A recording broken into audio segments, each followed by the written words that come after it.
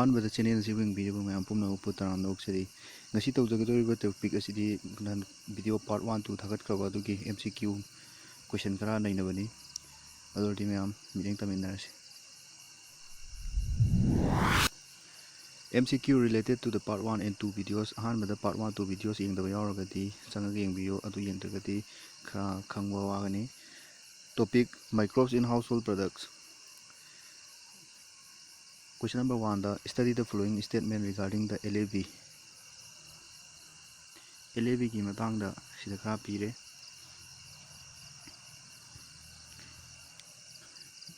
They check the disease. Si chumba question ji piram bataragadi makhada hangiba question do kaino hana yengthokpiro. Which of the given statement are correct? Which of the given statement are correct?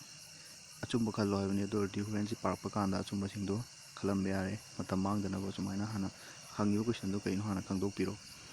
Number A, they check disease causing microorganisms in the stomach. LAB lactobacillus na disease thokan ba microorganisms sing si stomach ta check tawi ngakto e sima chume ni chume.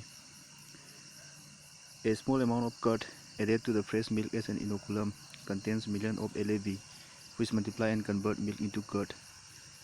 Kugi curd sema ba curd se sidagi machi ama lauraga fresh milk ta hapchal inoculum oina inoculum haibadi ahingba jiba gara sandoknaba kitamak mabu yok naba culture medium amada hapchan basi inoculum kowe the cut machet ama lauraga cut assemble dai machet ama lauraga fresh milk kasi tawdriba sangom da hapchalagadi yam thuna cut on gani baramdi adra yawisi millions of bacteria yaw inoculum da adugi million of bacteria dana sandoklaga yam thuna cut on mangamgani simchu chumme a chumme b chumme.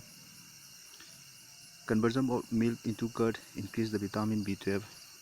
Sangom dagi curd on top pusina vitamin B12 hengalali. Sisu chumme.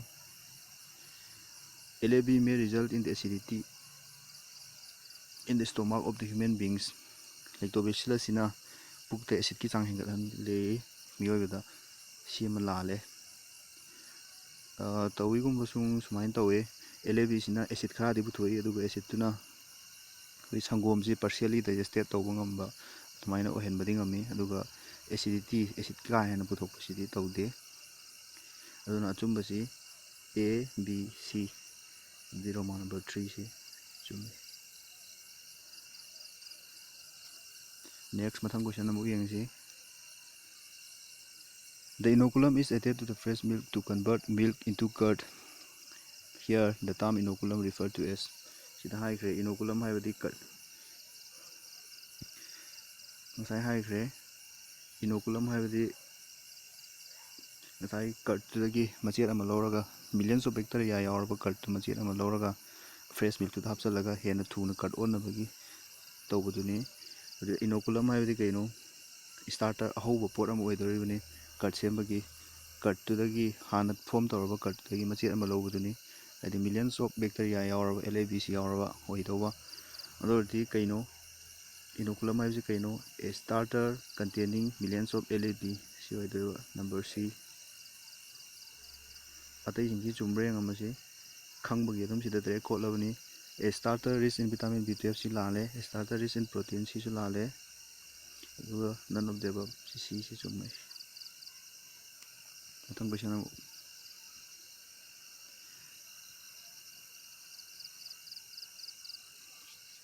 which of the following items are produced by fermenting activity of microbes. Sida piriba food items singsi ferment tawraga microbes gi matengna ferment tawraga semba singkaram karambano hongmani idili dosa todi cheese haiba singsi plus ferment tawraga microbes gi matengna ferment tawraga pumhalaga semba ngaktani plus chume idili su chume dosa todi cheese ABCD yawadi Roman number 4. Sima mangi video de yawragani yengdiba mi yawragadi video part 1 2 yengbiyo. Next amu yengsi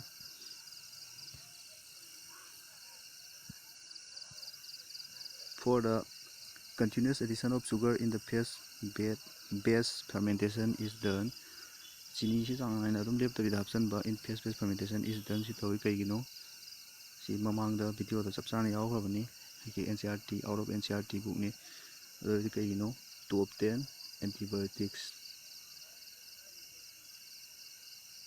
si fat based fermentation si mamangi video da panjagibani kaigino si continuous addition of sugar kadaida in fat based fermentation da chali si kaigino to obtain antibodies puthoknabani simi are thang question.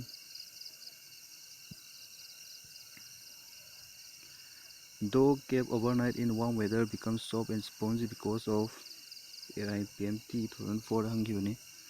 Dough yam atotpasi ahing leaga thame warm weather oiba lumbu sabu weather amada yogi ahing leaga thamba gamta yam sin thoto isi kaigino hamatamda because maramdi cohesion si manate cohesion haibadi manaba molecules singi marakta attraction laibado adugo cohesion kawi.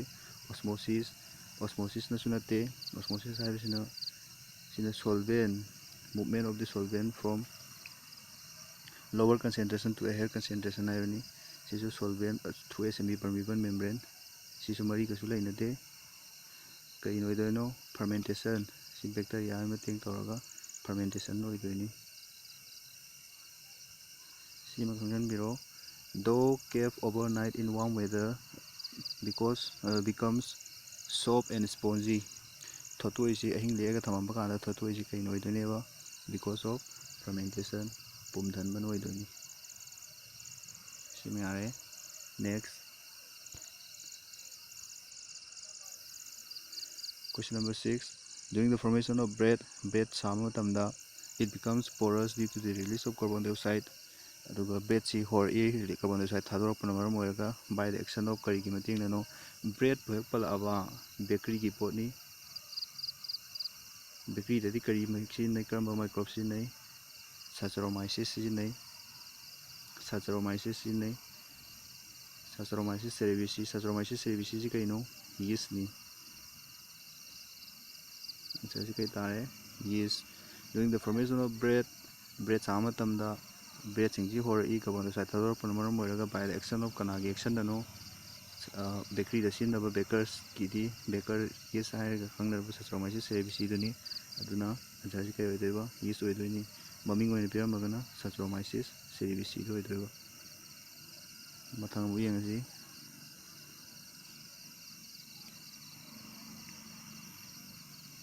Which of the following is used to manufacture ethanol from the starch? Sida khanggadaba ama leire hujiki alcohol fermentation kawe.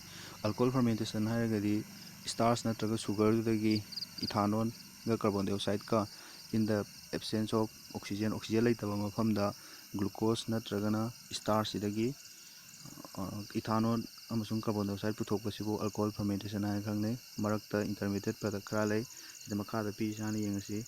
Alcohol fermentation haibisi kaino starch natragana sugar starch kai thrakanda sugar unit haiba tare apikpa unit tu orsu yai sidagi glycolysis tawraga Saccharomyces sina glycolysis ki pathway da pyruvic acid onthoi pyruvic acid se muka kari don thokani acetaldehyde ta intermediate product oina onthokani sida acetaldehyde adu sida yaudre acetaldehyde tu dai muka kari onthokani ethanol ga carbon dioxide ka ton thorakani in the absence of oxygen laitaba mafamda oigidabani fermentation haibise yare adu kadi kai butore. Which of the following is used sida karam sida p sida is used to manufacture ethanol puthokpa starch dagi ethanol puthokpa da kari sinage haibani karamba mahik sinare si Saccharomyces leire. Alcohol fermentation asi kaino khangagadi alcohol sungbagi fermentation duni kamai tawba starch or glucose to aduda Saccharomyces sina glycolysis pathway chatharaga pyruvic acid tonthoe pyruvic acid dagi sida intermediate product oina acetaldehyde onthorakani acetaldehyde dagi ethanol ga carbon dioxide ka puthorakani kanada in the absence of oxygen oigidawba adu oigadi kanano sida microbes alcohol fermentation da mari lainariba microbes si Saccharomyces si bakers yeast to chap manai simnere. X. Question number 8. Yeast karamba yeast Saccharomyces cerevisiae ngasai bakers yeast ni is used masi sinai ꯀꯥꯏꯗ ꯁꯤꯖꯤꯟꯅꯩ ꯏꯟ ꯗ industrial production ꯑꯩꯈꯣꯏꯒꯤ ꯏꯟꯗꯁꯇ꯭ꯔꯤꯒꯤ ꯄꯨꯊꯣꯛꯄꯗ ꯁꯤꯖꯤꯟꯅꯩ ꯀꯔꯤ ꯄꯨꯊꯣꯛꯄꯗ ꯍꯧꯖꯤꯛꯇ ꯍꯥꯏꯈꯤꯕꯗꯨꯅꯤ ꯁꯥꯆꯥꯔꯣꯃꯥꯏꯁꯤꯁ ꯍꯟꯖꯤꯟ ꯍꯟꯖꯤꯟ ꯑꯗꯨꯝ ꯍꯪꯕ ꯀꯣꯏꯁꯟꯅꯤ ꯁꯥꯆꯥꯔꯣꯃꯥꯏꯁꯤꯁꯁꯤ ꯕꯦꯀꯔꯁ ꯌꯤꯁ ꯕ꯭ꯔꯦꯗꯀꯨꯝꯕ ꯕꯦꯀꯔꯤꯒꯤ ꯄꯣꯠꯀꯁꯨ ꯃꯔꯤ ꯂꯩꯅꯔꯅꯤ ꯁꯥꯆꯥꯔꯣꯃꯥꯏꯁꯤꯁ ꯁꯦꯔꯦꯕꯤꯁꯤꯁꯤ ꯑꯗꯨꯒ ꯑꯜꯀꯣꯍꯣꯜ ꯄꯨꯊꯣꯛꯄꯗꯁꯨ ꯀꯔꯝꯕ ꯑꯜꯀꯣꯍꯣꯜ ꯃꯔꯨꯑꯣꯏꯅ ꯏꯊꯥꯅꯣꯜ ꯑꯗꯣ ꯏꯊꯥꯅꯣꯜꯁꯤ ꯁꯤꯗ ꯀꯗꯥꯏꯗ ꯌꯥꯎꯏ ꯏꯊꯥꯅꯣꯜꯁꯤ इथाइल अल्कोहल है इथानोल की अतोप ममिंगनी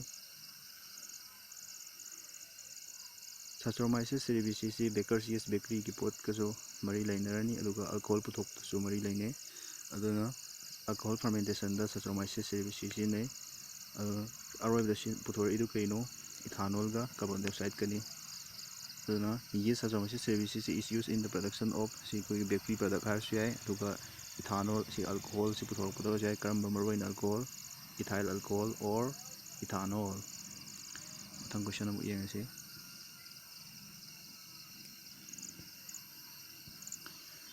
The organism used for alcohol fermentation is alcohol fermentation. The sin of organism to karino. Sile hujik kilo chap manare hanjin hanjin dum hangmo question ni Saccharomyces. Yani go next. Question number 10. Which of the following combinations of organisms are responsible for the formation and flavor of yogurt?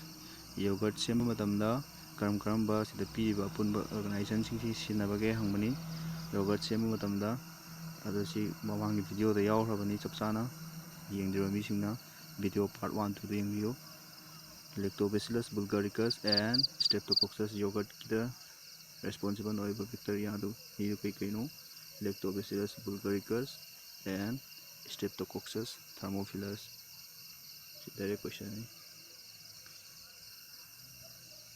थंगमो येंगसे next